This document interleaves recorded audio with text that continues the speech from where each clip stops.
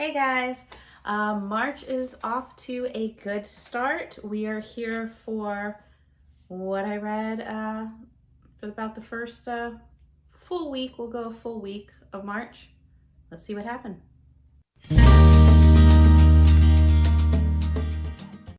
Hey guys, if you're new here, welcome to the Book Path. I'm Nicole. If this isn't your first rodeo, thanks for sticking around with me. I really love and appreciate you guys. So what I was thinking is I'm going to try to get better about doing some weekly videos just so that you guys aren't onslaughted with like one video in the middle of the month for a wrap up and then one at the end. I think what I'll try to start doing is getting like a new playlist going together for like what I'm going to call weekly roundups, and then we'll do an end of the month wrap up for anything from like the last week to the beginning of the next month.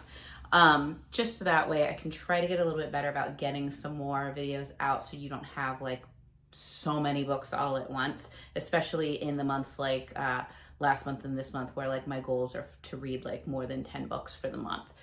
So yeah, so I think that will be kind of a better way to kind of keep me on track with things and just give you guys a little bit more content.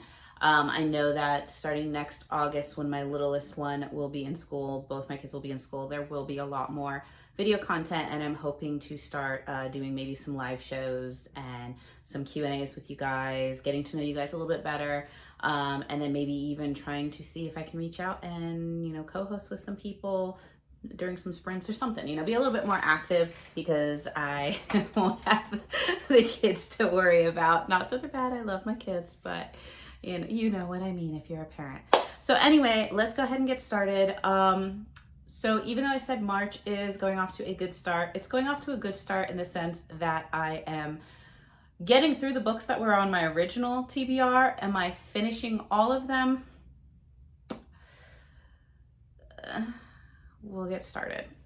So for the first book of the month, I picked up David and Lisa by Dr. Theodore Isaac Rubin. I got this book once again for the actual David and Lisa title. I know that this one also has Geordie, Little Ralphie, and the Creature. So it's like a bunch of shorter stories compounded into one. They don't sell the David and Lisa by itself anymore, at least what I was trying to find. So I ended up getting all of them, but I really was just reading it for the David and Lisa story. This was for Tropical Readathon for the book that has a TV or movie adaptation. I think back in the 70s, maybe early 80s, there was a movie called David and Lisa, and it was based on this. And then I think this one says an Oprah Winfrey Presents movie on ABC Network Television. So I'm assuming, excuse me, I'm assuming Oprah has done a remake of that. I have not seen either film, but I knew of it because my mom would always talk about it. And basically what this book is you have David and Lisa, who are two young teenagers who have mental disabilities during the 60s. So you have David, who is really high functioning, genius IQ levels, obsessed kind of with clocks, doesn't like to be touched, has panic attacks and OCD or obsessive compulsive disorders. Lisa is, and David's about 15, 16. I think he turned 16 during the course of the book. And you have Lisa, who's 13, 14. And she's schizophrenic, and she also has some autistic tendencies as well as multiple personality, which I think is called dissociative identity disorder. I'm not sure. I don't know the latest DSM naming. But basically, she has another personality. I think it's called Muriel, who Lisa is more the innocent, childlike. She speaks in rhymes. And Muriel is more of the kind of darker, grumpier, broody version. And they are aware of one another. The personalities are aware of one another. So I ended up giving this book 2 stars.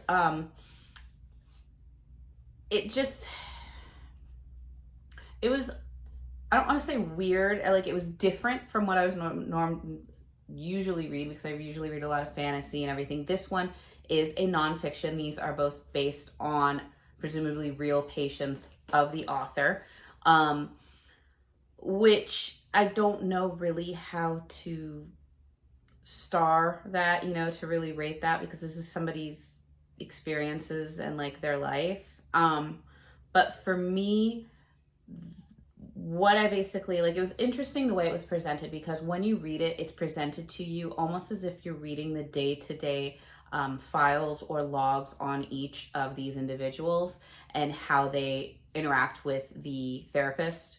And it's very different from what I've read. And it's only for a fraction. You don't get the full life story. You just get a snippet of, like, I think it's 1 year of them together. So it felt very incomplete to me, because part of me wanted to know more. Part of me, the way that it was written was just very different, where like I said, you're feeling like you're getting a snapshot. And so for me, that kind of put it already to the, well, it is what it is, because this is so not what I'm used to, and it's a short story. So you're not really ever getting the full story. It's kind of just bringing awareness to it. And then after that, there were just like a few things that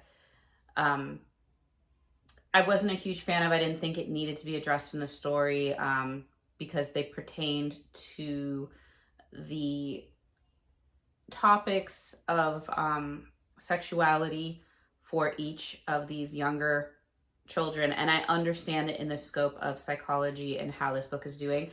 But when you're reading the scheme of everything, there's no reason for certain entries that deal with that to be in there, because they don't really fit into the storyline that's trying to be told.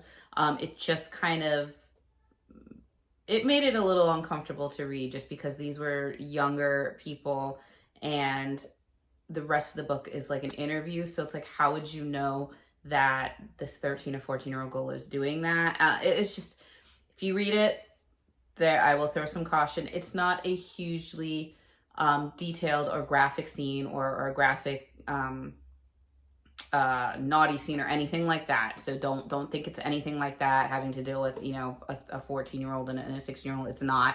Like, let me preface that. It's just about like kind of the self-discovery that these two are having as it pertains to those concepts. Because once again, like I said, this is a book about the psychological evaluations of these two and how both of them begin to come out of their personal, like, kind of shells that they're in, communicate with one another, and through those communications start to kind of pull each other, I don't want to say out of their diagnoses, but like help them through it, help them start to cope with things and grow in a very positive way in their diagnosis. So it was just very interesting.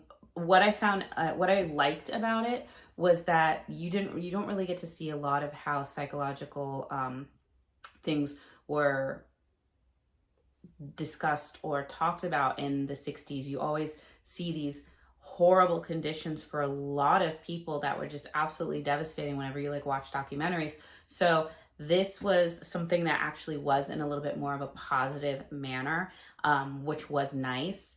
I liked the fact that you started to understand. At first you're thinking Lisa is just speaking gibberish when she speaks in rhymes, but you start to actually understand that there is a method to her rhymes and there's a purpose to her rhymes, and she is trying to actually have a conversation. And it's David who catches on to this, and he is able to communicate with her, first speaking in rhymes himself to speak her language, and then pulling her out of that to get her to not speak in rhymes anymore. So it was just interesting. Some of the dreamscapes that David has when he's talking to are very bizarre. Like I said, it was very kind of, I didn't really know what to do with it. And that's why for me it was 2 stars.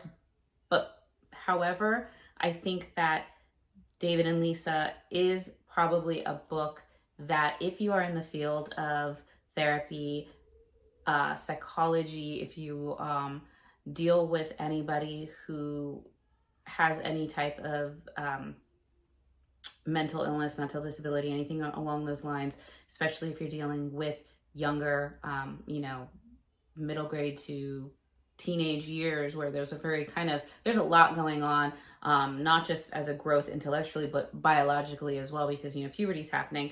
Then this is probably a really great, very short, it's only like 75 pages, but a very good read. I can't talk to the Geordie and the Little Creature because I know that those are, I think, younger, and I didn't read those ones, but I can speak to the David and Lisa, and I do think it was good for that. It's also one that I had on my 40 before 40 list. So finally, after so many years of hearing about it, I finally understand the storyline. And for that, like I said, I recommend it to anybody who has an interest in the psychological stories or the kind of nonfiction things, especially about the realm of psychology in the 60s for younger teens. So that was the first read up. And like I said, that was for Tropical Readathon's book adaptation into a TV series or a movie. So moving right along, we get to Many Lifetimes by Joan Grant and Dennis Kelsey. This is a husband and wife duo who also in the 60s, Joan Grant said that she was able to access her previous lives of reincarnation. She was able to recall them and understand them. And that intrigued me. And she has a whole bunch of books out there. I picked this one up thinking that this was going to give me, based on the description on the back, that this was going to give me little snapshots of those lives and how she kind of did that. And unfortunately, that's not really what this book was. This book is more of the research methods that she used as she was going on, and not really about what she was recalling or, how that matched up or anything like that. So this was more for the research science-based methods that she was using. And because of that, I DNF'd it. I guess I would consider it a soft DNF for now, because I do still want to read about her recollections and things. And I do have some of the other books. So I'm probably going to end up picking up one of those other books later on and read those. And then if I really like those books and I've read those, then I might go back to this to learn a little bit more about the research methods.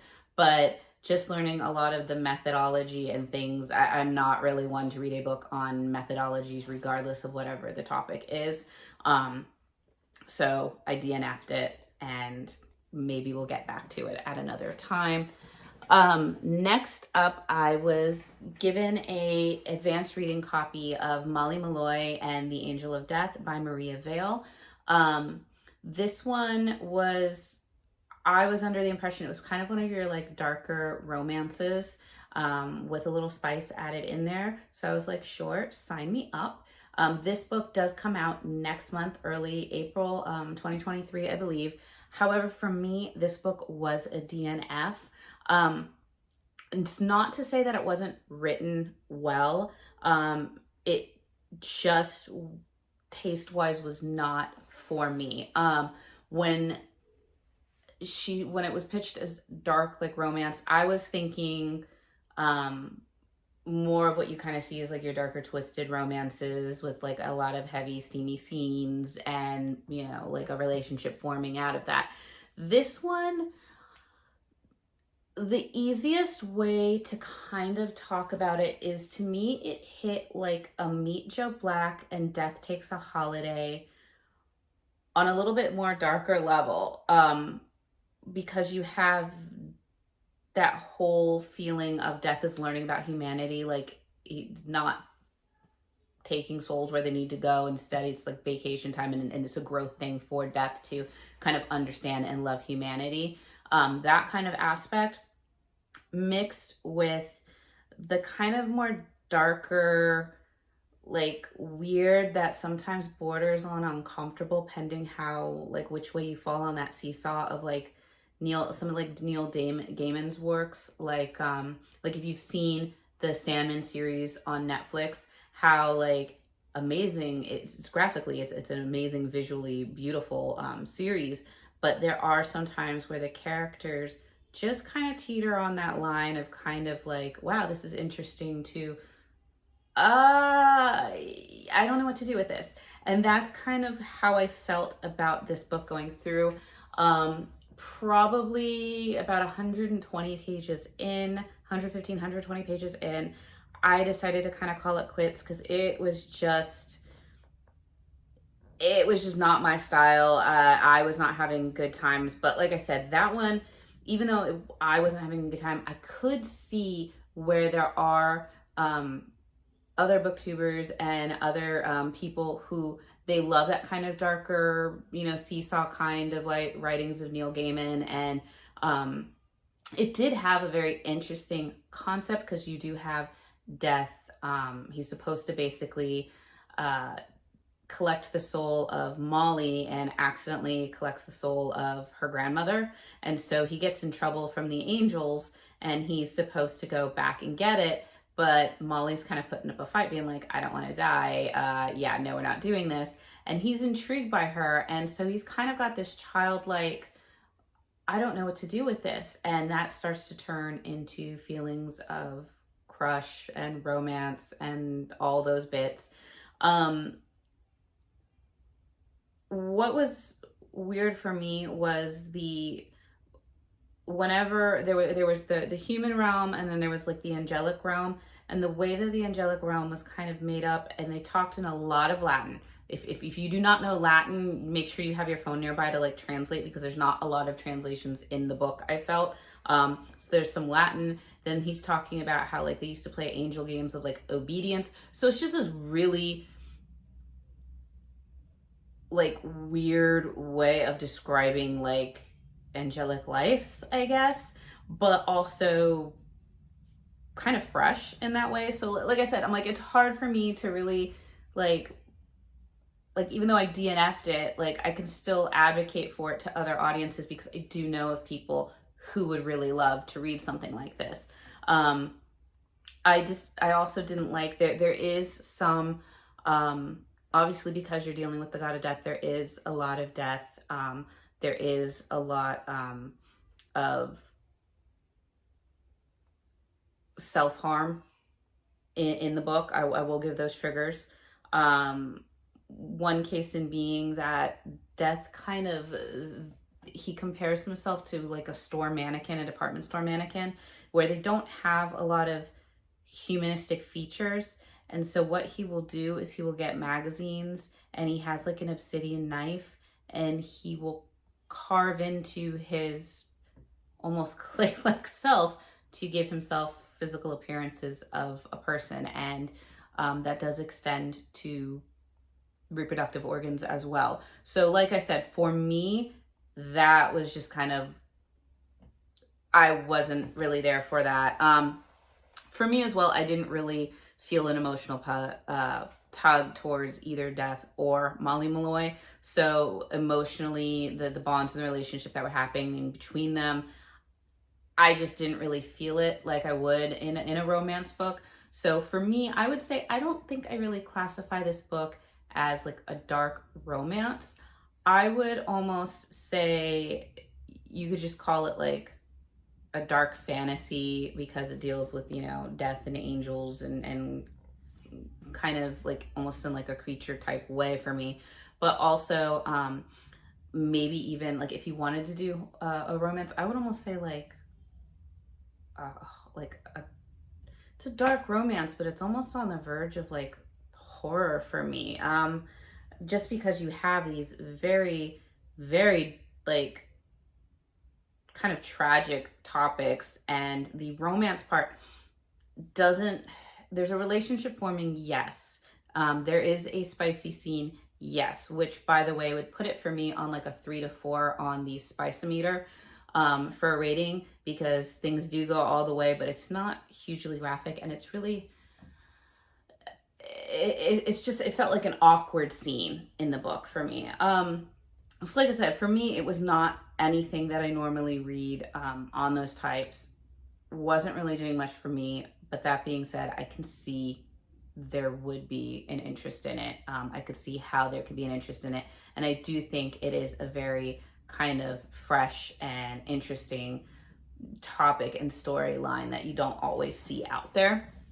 But that was kind of what I read, and I did try to read both Many Lifetimes and Molly Malloy for Tropical Readathon, but I DNF'd them both. I will get to what's going to happen with the DNFs at the end.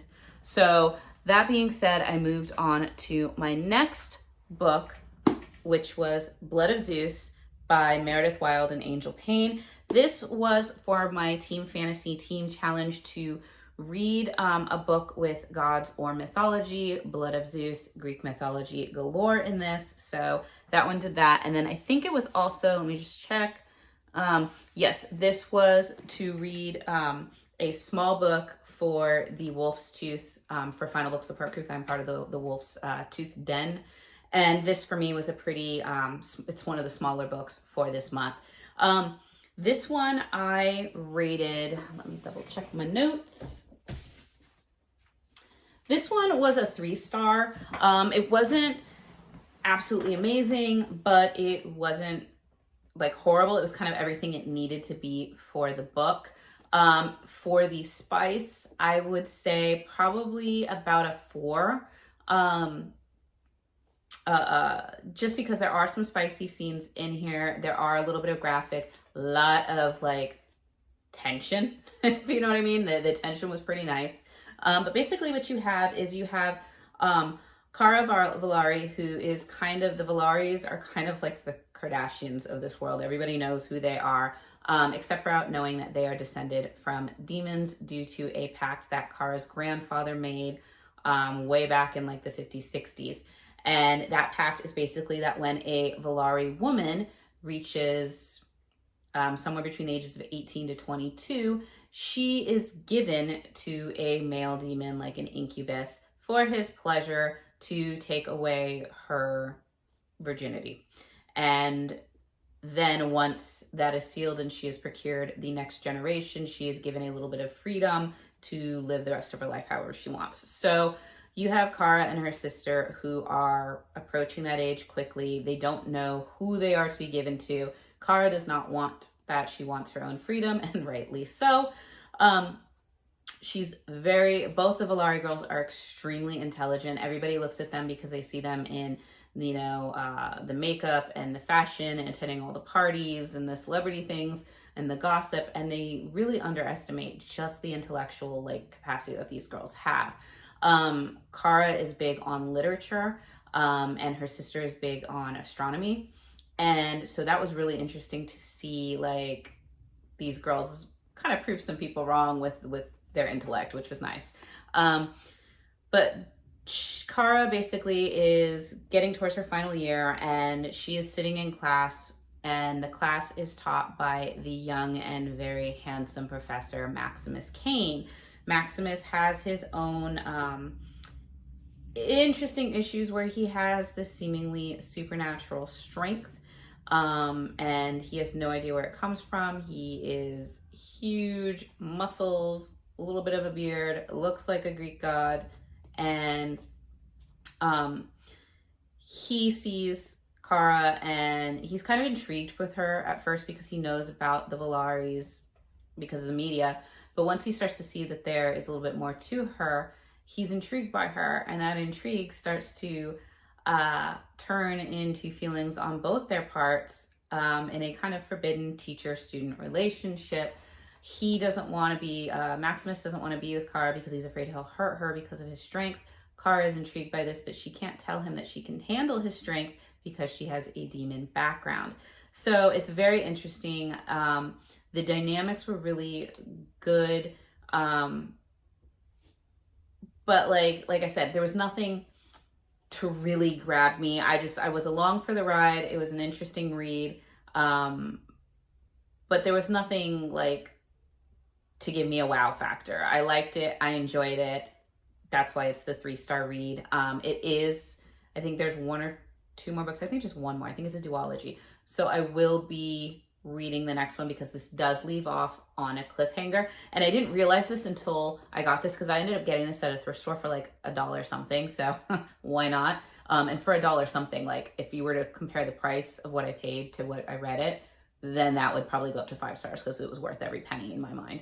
But I didn't realize in the beginning that this edition had model pictures of what they think the characters are supposed to look like. So like Maximus and Kara, and like, I mean, I love this picture, how he's supposed to be the professor and the student. Kara is absolutely stunning. And then I think my favorite one, obviously, of Maximus is, you know, can you blame me? Come on.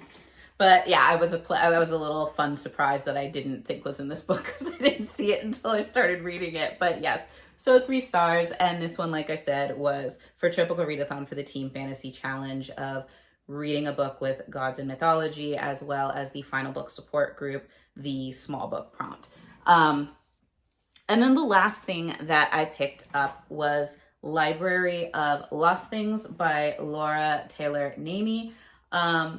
In this book, you have Darcy, who is a young teenager. She's 17, and she lives with her mother, who is basically a hoarder. There's some trauma in her mother's life that has led to like a psychological disorder of her hoarding everything, which stresses Darcy out because this means there's no money to pay bills and groceries and things like that.